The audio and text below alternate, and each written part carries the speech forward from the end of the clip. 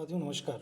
आज का हमारा वीडियो है फाइनेंशियल अवेयरनेस पे, खासकर उन प्रतिभागियों के लिए जो आईबीपीएस आरआरबी पीओस की तैयारी कर रहे हैं, उन बैंक साथियों के लिए भी जो बैंक में प्रमोशन की तैयारी कर रहे हैं। इसके अलावा उन कैंडिडेट्स के लिए भी जो विभिन्न प्रतियोगी परीक्षाओं की तैयारी करते हैं और जिसमें फाइनेंशियल अवेयरनेस से क्वेश्चन पूछे जाते हैं।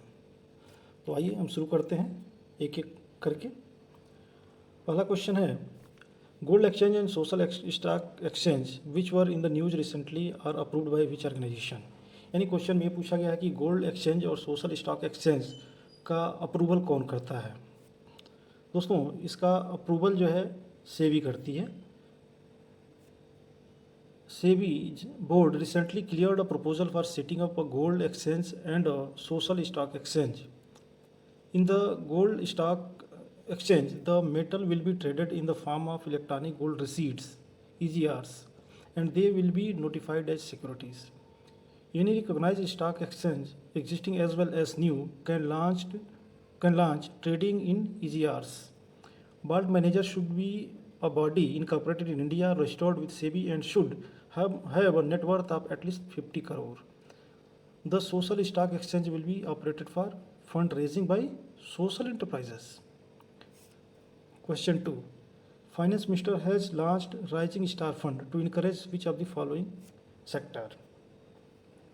फाइनेंस मिनिस्टर ने नीचे दिए गए सेक्टर्स में से किस सेक्टर की जो है इंकरेजमेंट के लिए राइजिंग स्टार फंड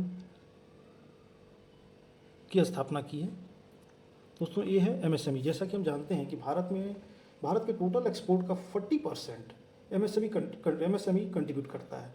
इसलिए सरकार ये चाह रही है कि इस सेक्टर का जो है विकास किया जाए और इसके लिए राइजिंग स्टार फंड बनाया गया है।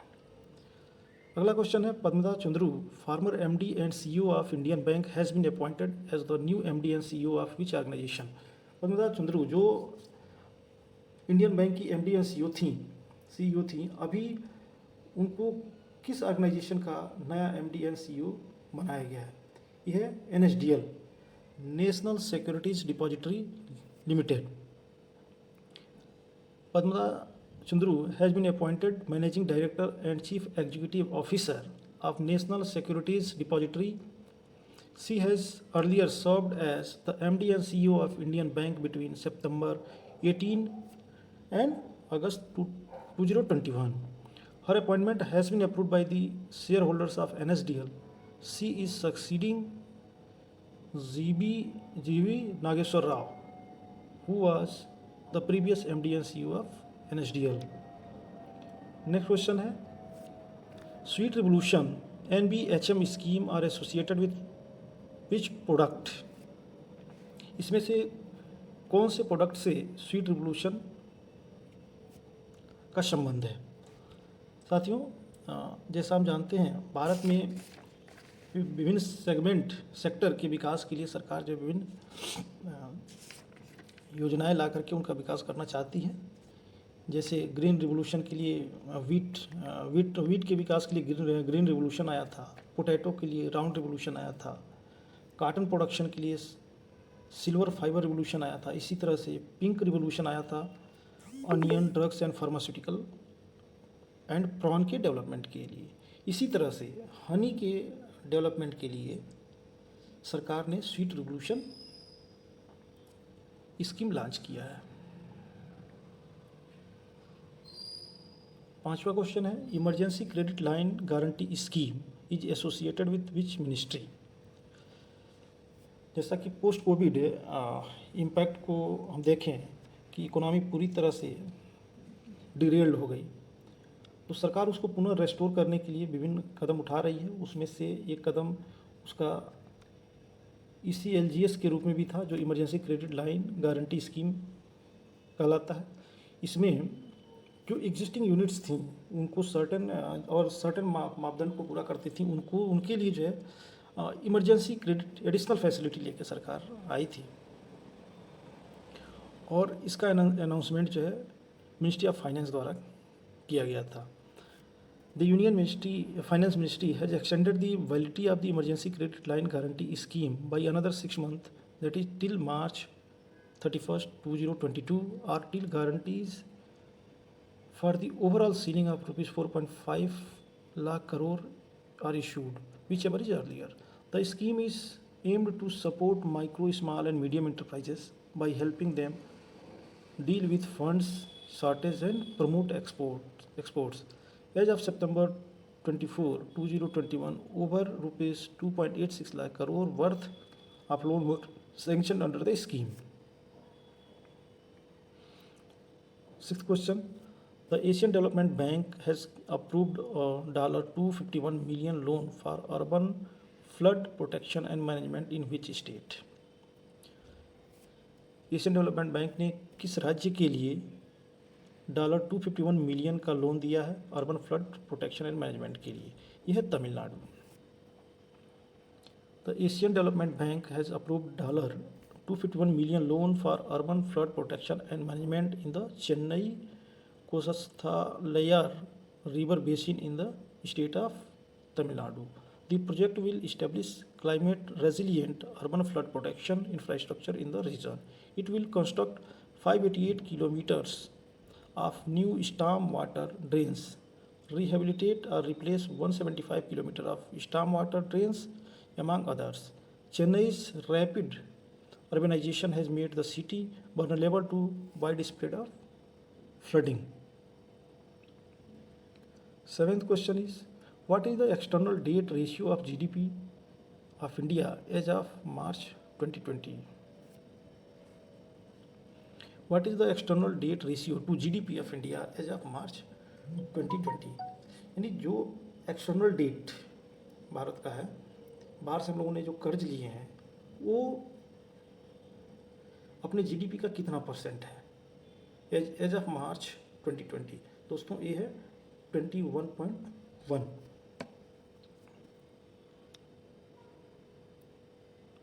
EU Small Finance Bank has inked an MOU with NABARD for rural development initiatives in which state?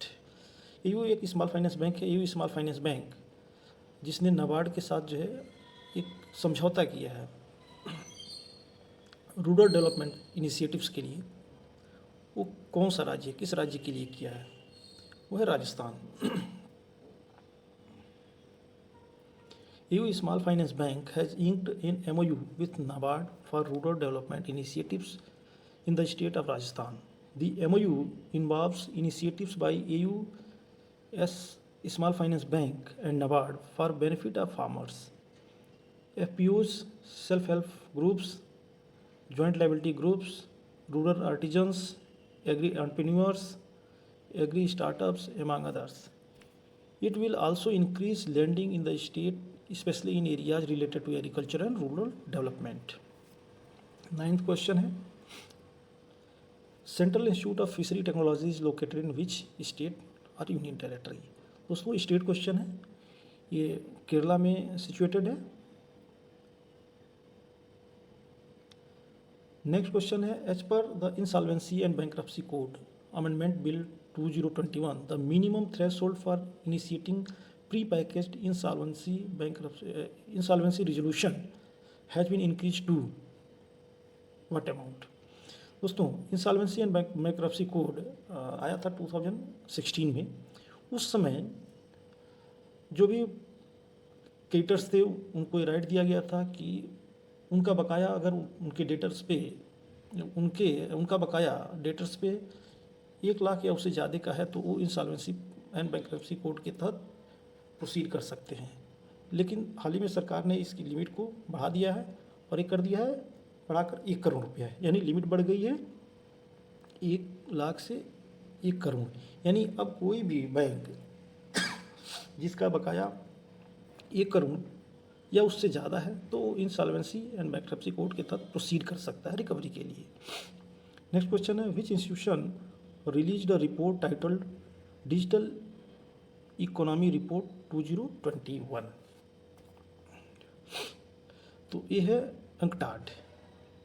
UNCTAD का हेडक्वार्टर है जिनेवा, स्विट्जरलैंड में. Digital Economy Report 2021 was released by the United Nations Conference on Trade and Development, UNCTAD. The report examines the implications of growing cross-border data flows, especially for developing countries. It proposes to broaden the international policy debate with a view to build in multilateral cooperation. The report also calls for innovative approaches to govern data and data flows to ensure equitable distribution of the gains from data flows. दोस्तों, इससे पहले कि हम आगे बढ़ें, हम आपसे request करना चाहेंगे कि आप हमारे चैनल को लाइक करें, सब्सक्राइब करें और शेयर करें। मैं नियमित ही वीडियो बनाता रहूँगा और आपके पास ये वीडियो तत्काल पहुँचे, इसके लिए आप चैनल को सब्सक्राइब जरूर करें। अगला क्वेश्चन है, प्रशासन गांव के संग is an initiative of which Indian state और union territory.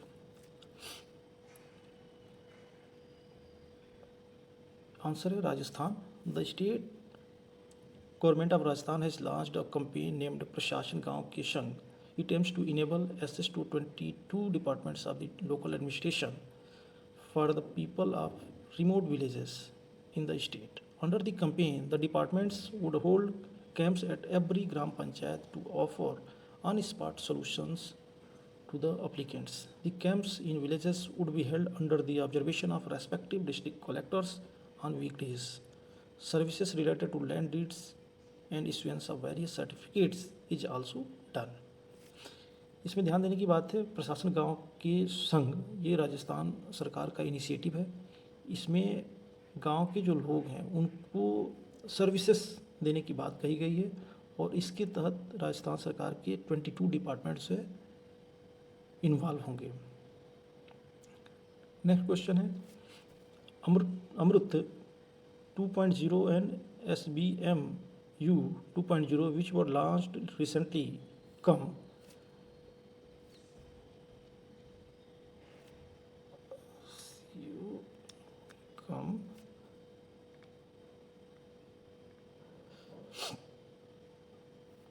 under which ministry?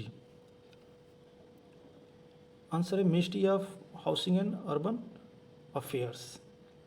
Recently, Prime Minister Narendra Modi launched the Swachh Bharat Mission Urban SBMU 2.0 and Atal Mission for Rejuvenation and Urban Transformation Amrut 2.0. The scheme would be implemented by Ministry of Housing and Urban Affairs like their previous versions. SBMU 2.0 invites to make all cities garbage free and ensure grey and black water management in all cities. The outlay of SBMU 2.0 is around rupees 1.41 lakh crore. Amrut 2.0 aims to provide 100% coverage of water supply to all households in around 4,700 urban local bodies, around 100% coverage of sewerage and septage in 500 Amrut cities. Next question है, what percentage of India's export is contributed by MSME approximately? अभी हमने पिछले question में बताया था कि MSME के development के लिए सरकार ने एक फंड लॉन्च किया है। वहाँ पे हमने आपको बताया था कि MSME इंडिया के टोटल एक्सपोर्ट में 40% का कंट्रीब्यूशन करती है। Next, who is the current president of world bank? State question again, David Malpass answer है। Next, in August 2021 dash became India's first education financing platform to receive license for non-banking finance companies from RBI. यानी अगस्त 2021 में इनमें से कौन पहला NBFC बना जो education financing का काम करेगा? ये है ज्ञानधन, इसका नाम है Gyandhan, option 2। Gyandhan, India's first education financing platform, has received a non-banking finance company license from the Reserve Bank of India. As per RBI guidelines, NBFCs should have a minimum net owned fund of 2 crore. कि यहाँ पे एक additional चीज़ याद रखने की ज़रूरत है कि NBFC के रूप में लाइसेंस प्राप्त करने के लिए minimum net own fund 2 crore का होना चाहिए और ये होने के बाद ही जो आरबीआई परमिशन देगी एनबीएफसी के रूप में काम करने के लिए। नेक्स्ट क्वेश्चन है, NITI Aayog, Amazon Web Services and Intel have jointly establish a new experience studio at which location? NITI Aayog, Amazon Web Services and Intel, इन तीनों ने मिलकर के एक इस्टेब्लिश किया एक एक्सपीरियंस स्टूडियो। ये कहाँ पे किया है? न्यू दिल्ली में किया है। NITI Aayog, Amazon Web Services and Intel have jointly created a new experience studio which is located at NITI Aayog frontier technologies cloud innovation centre, new Delhi. This premise would serve as an experimentation facility for government, startups, enterprises, and industry experts. It would house technologies such as artificial intelligence, machine learning, Internet of Things, augmentation reality and virtual reality, etc. Next question है, People's Plan campaign, सबकी योजना सबका विकास, has been launched by which ministry? सबकी योजना सबका विकास, इस campaign को किस मिनिस्ट्री ने लॉन्च किया है? इसको लॉन्च किया है ministry of Panchayati Raj. The union ministry of Panchayati Raj and rural development has launch the people's plan campaign 2021, जिसका नाम है सबकी योजना सबका विकास, एंड द वाइब्रेंट ग्राम सभा dashboard recently. The campaign was launched by the Union Minister Giriraj Singh, during which he also released a booklet on People Plan Campaign 2021 for preparation of plans for 2022-23. दोस्तों, हम पुनः आपसे appeal करते हैं कि video को like और subscribe करें और साथ ही साथ बेल आइकन को दबा दें, जिससे कि जब भी हम वीडियो बनाएं उसका नोटिफिकेशन आपके पास तुरंत पहुंच जाए. नेक्स्ट क्वेश्चन है, which type of the following types of financial institution was allowed by SEBI to perform the function of investment bankers? दोस्तों, इसमें से कौन से फाइनेंशियल इंस्टीट्यूशन को सेबी ने परमिशन दिया है एज ए इन्वेस्टमेंट बैंकर्स के रूप में काम करने के लिए? तो आंसर है पेमेंट बैंक्स. पेमेंट बैंक्स अभी इन्वेस्टमेंट बैंकर्स के रूप में काम नहीं कर रहे थे, वो केवल डिपॉजिट लेते थे और पेमेंट करते थे. लेकिन अब ये जो है इन्वेस्टमेंट बैंकर्स के रूप में भी काम करने लगेंगे. तो आंसर है B, payment banks. Next and last question है आज की वीडियो का, what does S stands for in ISIN code? दोस्तों, सबसे पहले हम जानेंगे ISIN कोड होता क्या है. जैसे जब कोई भी बिजनेस यूनिट जो इंटरनेशनली बिजनेस करती है तो डिफरेंट कंट्रीज़ में उसको फंड की रिक्वायरमेंट होती है और वहाँ पे वो लोन रेज करती है. तो फाइनेंशियल इंस्टीट्यूशन के पास भी जो इनको लोन देते हैं उनके पास भी एक फेयर असेसमेंट होना चाहिए कि जो भी बिजनेस यूनिट है वो लोन लेने जा रही है तो क्या वो अपने सारे लोन को दिखा रही है कि नहीं, अन्य कंट्रीज़ में जो उसने लोन लिए हैं वो दिखा रही है कि नहीं. इसके लिए ये मैंडेटरी कर दिया गया है ISIN कोड. यानी जो भी कंपनी डेट मार्केट से फंड उठाएगी उसको एक ISIN कोड जो है अलॉट हो जाएगा और उसको जो लिंक कर दिया जाएगा उस कंपनी के नाम से. और फर्दर अगर वो कंपनी दूसरी कंट्रीज़ में जाकर लोन उठाना चाहती है और जब भी हम उसको सर्च करेंगे तो उसके एग्जिस्टिंग लोन्स जो है वहाँ पे दिख जाएंगे. इसका फुल फॉर्म है international securities identification number ISIN, and it is a 12-digit alphanumeric code that uniquely identifies securities issued by various organizations in different countries. दोस्तों, हम जल्द ही मिलेंगे अगले वीडियो के साथ. तब तक के लिए keep on reading, keep on growing. Bye bye, thank you, जय हिंद.